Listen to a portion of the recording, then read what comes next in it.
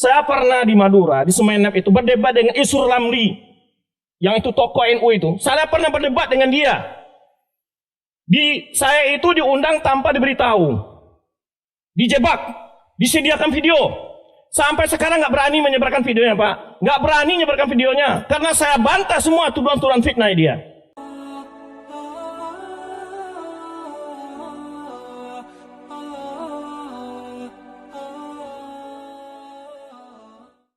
Puji syukur kepada Allah Subhanahu wa taala pada kesempatan ini Allah mempertemukan kita di rumah Allah yang mulia ini dalam rangka memahami dan mempelajari satu masalah yang menjadi isu internasional, yaitu tentang radikalisme atau terorisme.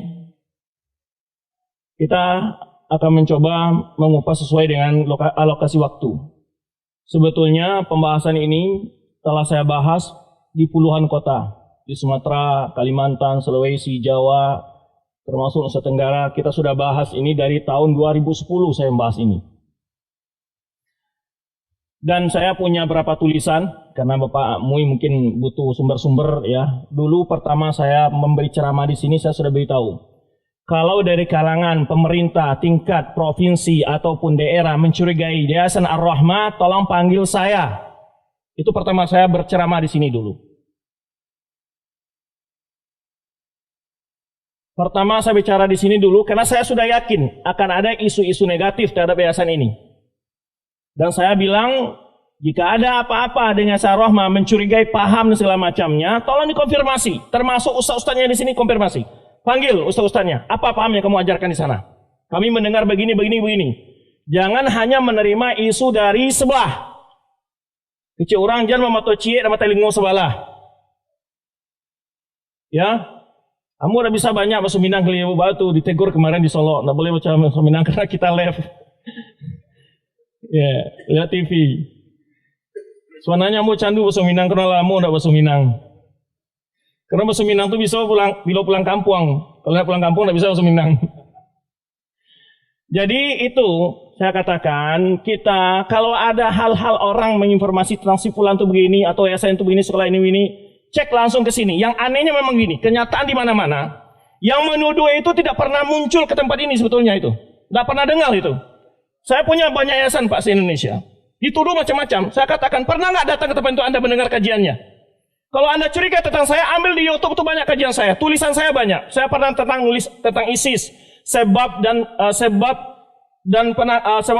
munculnya terorisme dan penangkalannya, segi-segi pelanggaran terorisme terhadap syariat Islam, ISIS dalam pandangan akidah Ahlussunnah wal Jamaah, kemudian pandangan politik Ahlussunnah terhadap penguasa. Kan kita dituduh ini anti penguasa. Saya kupas itu. Kemudian apa itu Wahabi, dan kan sering juga dituduh ini itu Jabir Rahmah aliran Wahabi. Kemudian juga terakhir saya tulis itu jurnal resmi, bisa dicari di internet, di jurnal Istri Imam Syafi'i. Terakhir adalah klarifikasi Syekh Muhammad Wahab terhadap tuduhan-tuduhan di masanya yang pada hari ini masih dikembangkan tuduhan-tuduhan itu, sudah itu dijelas dan dijawab. Dan saya juga pernah kumpul dengan Bakas Selampol, Pak, sama dengan tuduhan itu, tuduhan-tuduhan yang nggak jelas itu. Saya bawa itu makalah-makalah saya dan rekaman video saya tantang. Ini Pak, ini bukti bagaimana kami itu radikalisme atau tidak. Pak Kiai yang menuduh saya sebagai radikalisme, tolong tunjukkan satu tulisannya atau satu ceramahnya. Satu tulisan itu ceramahnya yang membahas tentang kesesatan terorisme radikalisme sampai ke akar-akarnya, bukan sekedar ngomong sesat-sesat tapi tidak menjelaskan apa di mana sesatnya. Dan saya katakan, dan beberapa kali di berbagai media saya katakan, tidak ada dakwah yang benar-benar menghadapi terorisme radikalisme dari dakwah yang kita bawa. Lihat TV Roja itu pada umum apa isinya, radio dan seterusnya, boleh dilihat. Tidak ada sidik pun kita mempertimbangkan. Demonstrasi aja kita tidak bolehkan. Demonstrasi kita tidak bolehkan itu. Kok dituduh radikalisme? Nah, sabatuahnya, dan sering ambo sabikan, sebetulnya bukan khilaf pendapat, tapi khilaf pendapatan. Turun pendapatan, Pak. Kalau orang karena tahunan kebenaran itu turun pendapatan. Yang masalah begitu. Menurut informasi tadi dari salah seorang pengurus yayasan, karena sekolah kita ini bermutu, lalu sekolah-sekolah lain anak-anak yang juara masuk ke sini, akhirnya mereka kurang murid. Ini yang bikin cemburu sebetulnya. Ini memang kesalahan Yayasan Ar-Rahmah ini. Kenapa skalanya bermutu? Itu salahnya. Salahnya di situ, Pak. Di mana-mana begitu. Saya pernah di Madura, di Semenep itu berdebat dengan Isur Lamli, yang itu tokoh NU itu. Saya pernah berdebat dengan dia. Saya itu diundang tanpa diberitahu, dijebak, disediakan video. Sampai sekarang nggak berani menyebarkan videonya, Pak. Nggak berani menyebarkan videonya karena saya bantah semua tuduhan-tuduhan fitnah dia. Nggak pernah berani menyebarkan videonya. Tuduhan-tuduhan ini nggak ada bukti sebetulnya. Suka mengkafirkan, memang mudah mengkafirkan orang. Nggak mudah itu. Sebagaimana Pak Mui tadi menjelaskan, nggak boleh menyesatkan orang itu nggak mudah. Kalau tidak sesat Anda yang lebih dahulu ditarik ke neraka itu, dipentak pertanggungjawaban di hadapan Allah Subhanahu Wa Taala. Jadi kita jangan gampang mengkafir. Nggak ada kita mengkafir-kafirkan. Ya, maka ini saya katakan kembali, tolong kepada pihak keamanan apapun saja, saya katakan di mana kadang-kadang tolong satu kompi Intel hadir di kajian-kajian saya nggak masalah. Satu kompi Intel dah kirim. Ada yang curiga nggak? Silakan. Saya katakan nggak ada, kita ini terbuka, nggak ada tertutup. Bahkan setiap kajian ini saya tanya tadi pengurus, diundang nggak? Pejabat-pejabat diundang Ustaz, termasuk Kemenak, tapi nggak pernah datang. Loh, gimana caranya? Datang ke sini dengar pengajiannya, rekam, ada yang salah, panggil penceramah itu. Oh, ini salah kajian kamu ini. Gitu. Jangan fitnah-fitnah. Karena saya mulai dengar, ya, mulai diisukan sebagai aliran Wahabi, mulai diisukan sebagai radikalisme, dan itu dulu awal-awal saya ke sini saya sudah bilang waktu itu. Kalau ada tuduhan-tuduhan, tolong panggil para ustaz ke rumah saya kalau ada kecurigaan.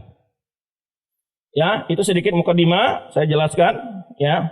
Maka pada masyarakat jangan mudah terprovokasi. Jangan mudah terprovokasi dengan tuduhan-tuduhan itu. Apa yang kita ajarkan sini, Bapak-bapak lihat sendiri dalilnya apa, perkataan siapa. Ya, kita tidak pernah mengajak ke ormas tertentu, aliran tertentu tidak ada. Kita mengajak kepada Al-Qur'an dan Sunnah sesuai pemahaman para sahabat. Itu selesai. Muhammadiyah kah dia, NU kah dia, parti dia, siapapun dia. Ini kita ajak semua. Kita tidak mengajak orang ke ormas tertentu. Ya, dakwah kita bukan. Dakwah kita adalah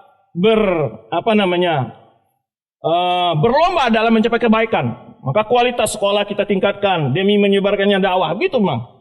Dan memang begitu dasarnya rasa kecemburuan sebetulnya yang tidak bersiap bersaing membuat sebagian orang membuat fitnah ini. Itu saya ada temui di berbagai tempat begitu memang. Kadang-kadang karena pengajian mereka sepi, pengajian kita ramai, itu jadi masalah juga, Pak. Jadi masalah. Terutama kadang-kadang infaknya berkurang katanya. Nah, yang masalah tadi saya katakan, yang masalah sebetulnya bukan beda pendapat, beda pendapatan. Ya. Nah, kita ini dalam berdakwah tidak mematok angka-angka, Pak. Nggak ada ustaz-ustaz diundang ke sini tuh harus dibayar sekian puluh juta. Nggak ada. Nggak ada kita begitu. Kita datang dengan sukarela.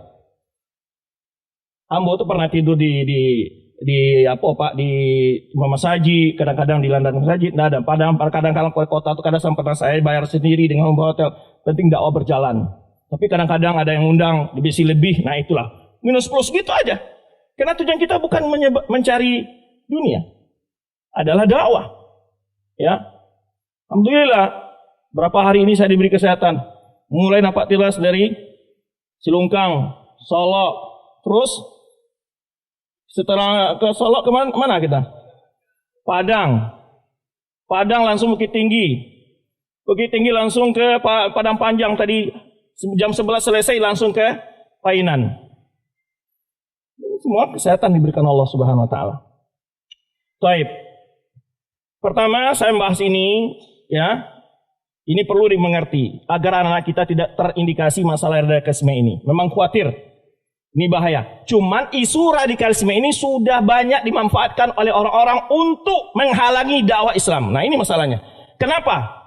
Terus terang saya pernah dengar di ILC acara TV One salah seorang profesor doktor berasal dari Anak Minang mengatakan ciri-ciri radikalisme. Membagi radikalisme ada radikal soft katanya, radikal kanan katanya. Kalau mengatakan Ahmadiyah itu sesat, Syiah sesat, itu ciri radikal. Orang yang tidak mau mengucapkan selamat Natal, itu radikal. Loh, ini berarti MUI semua radikal. MUI mengatakan Ahmadiyah sesat, Syiah sesat. Wah, ini bahaya ini. Dan memfatwakan tidak boleh mengucapkan sama Natal siapa? Hamka. Berarti Hamka ngajar orang radikal. Ini bahaya. Nah ini yang sekarang ini kita ketahui. Isu radikal digunakan untuk membasmi orang yang bertentangan dengan mereka.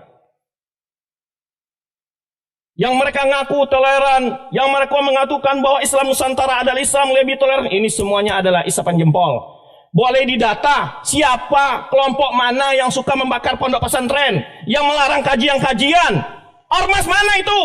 Yang teriak-teriak selalu mengatakan kami orang-orang yang toleran, kami orang-orang yang lemah lembut. Itu hanya isapan jempol. Saya bisa buktikan dengan data. Di banyak tempat, Pak, doa-doa kita itu, ustaz-ustaz kita ceramah itu dilarang. Siapa yang larang? Kita pernah larang ustaz mereka? Nggak pernah. Nggak pernah membakar pondok pesantren. Siapa yang biasa membakar pondok pesantren? Nah ini data ini perlu. Makanya kadang-kadang, maaf nih, saya tidak menuduh Bapak Intel ya. Kadang-kadang yang nggak jujur itu adalah oknum dari Intel. Karena saya pernah kasus tahu, saya mengalami banyak hal seperti ini. Tidak jujur dalam menginformasikan. Karena dia berasal dari pihak seberang, ngasih informasi-informasi yang tidak benar. Maka, pernah satu kali, saya itu ngapor kepada suatu Polres, 1 bulan nggak ditanggapi.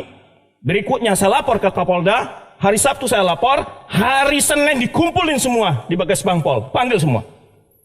Dan disitulah selesai masalahnya. Termasuk hadir ketua MUI-nya, ya, yang saat itu juga memfitnah, termaku memfitnah. Saya bawa datanya, buktinya, ini ngomongan Bapak. Didengar oleh banyak orang. Jadi oleh sebab itu saya katakan, sekarang banyak fitnah. Oleh sebab itu kita perlu hati-hati. Dan jangan pula kita suka menyebarkan fitnah. Karena semua kita akan diminta pertanggungjawaban di hadapan Allah SWT satu kata yang keluar dari mulut kita. Ya, baik.